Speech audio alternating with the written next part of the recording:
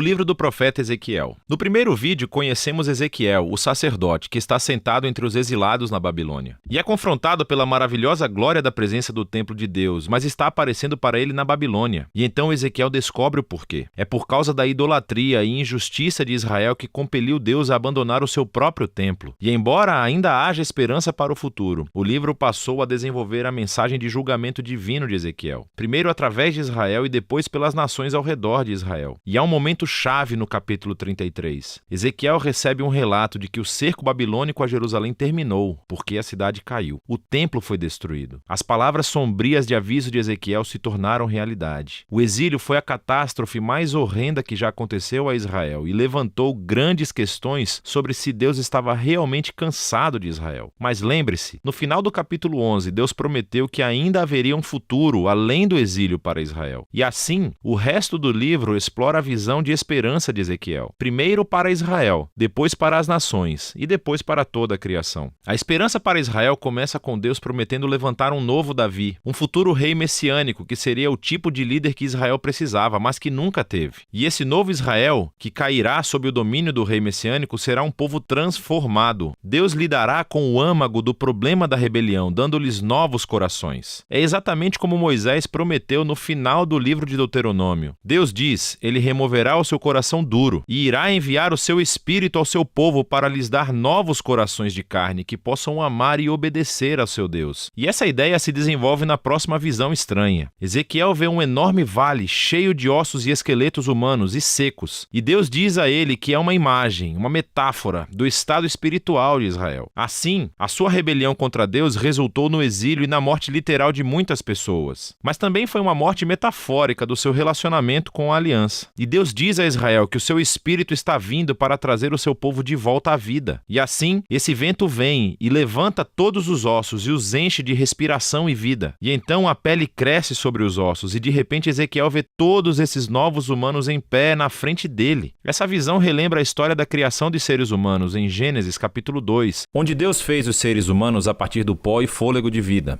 E assim, Israel e toda a humanidade se rebelaram, resultando em morte. A única esperança é que Deus realize um novo ato de criação e crie novamente os humanos de tal maneira que eles possam verdadeiramente viver em um relacionamento de amor com Deus e uns com os outros. E assim, depois que Deus lida com o mal que está nos corações do seu próprio povo, algumas questões ainda permanecem sem solução. O que fazer com o mal que ainda está desenfreado entre as nações? E o que fazer com o futuro da morada de Deus no templo? E isso é o que as duas sessões finais do livro esclarecem. Primeiro vem os capítulos 38 e 39, e eles prometem a derrota final do mal entre as nações, que é personificado por um governante chamado Gog, da terra de Magog. Esse nome é derivado de uma genealogia de antigos reinos e terras do capítulo 10 de Gênesis e se refere a nações poderosas do passado distante. E assim, Ezequiel pega esse antigo nome bíblico como uma imagem de todo e qualquer reino violento. E descobrimos que Deus se alia às 7 nações que vêm dos 4 cantos do mundo, o que claramente é uma imagem representando todas as nações. E isso também nos ajuda a entender por que Ezequiel descreve Gog com imagens que ele usou anteriormente no livro para descrever o rei de Tiro e o rei do Egito, o faraó. Para Ezequiel, Gog é uma amálgama das piores e mais violentas pessoas da Bíblia. Gog é o arquétipo da rebelião humana contra Deus. A história básica nesses capítulos é que Gog resiste ao plano de Deus para restaurar o seu povo. E assim como o faraó na história do Êxodo, Gog vem para destruir o povo. Mas Deus liberta a sua justiça em Gog e há uma enxurrada de cenas que não fazem muito sentido literário se você as ler em sequência. Porque primeiro, Gog e seus exércitos são consumidos por um tremor de terra. Mas então eles são consumidos por fogo em 2 momentos diferentes. E depois disso, Deus vem e ataca Gog e o seu exército nos campos onde eles ficam por meses. É claro que essas cenas estão cheias de símbolos e imagens. Ezequiel retirou toda a sua ferramenta poética aqui para descrever como Deus está determinado a finalmente derrotar o mal humano que arruinou o seu mundo. E é para que ele possa preparar o caminho para uma nova criação. E assim, uma vez que o mal é finalmente resolvido entre as nações, a última seção do livro descreve como a presença de Deus um dia retornará ao seu povo e o seu templo para trazer a restauração cósmica. E então Ezequiel tem uma visão longa e elaborada de um novo templo e uma nova cidade. Ele recebeu esse guia turístico celestial que mostra a complexidade do novo templo e é muito maior e mais majestoso do que o templo de Salomão. Há um novo altar, novos sacerdotes, todo um novo sistema de adoração. E depois dessa tour elaborada, a carruagem gloriosa do trono de Deus que ele viu na sua primeira visão volta e entra no templo. O significado dessas visões do templo tem sido uma fonte de debates desde muito tempo. Alguns leitores cristãos e judeus acreditam que essa visão um dia será cumprida literalmente e que esses capítulos oferecem as plantas reais do novo templo que será construído quando o Messias retornar e trouxer o reino de Deus. Mas muitos outros leitores judeus e cristãos pensam que essa visão, como todas as outras visões de Ezequiel, é cheia de simbolismos e elas descrevem a realidade da presença de Deus retornando ao seu povo no reino messiânico, mas não necessariamente da forma de um edifício. Qualquer que seja o ponto de vista, o importante é o fato de que Ezequiel nunca chama a cidade de Jerusalém. E os capítulos 47 e 48 nos mostram por quê.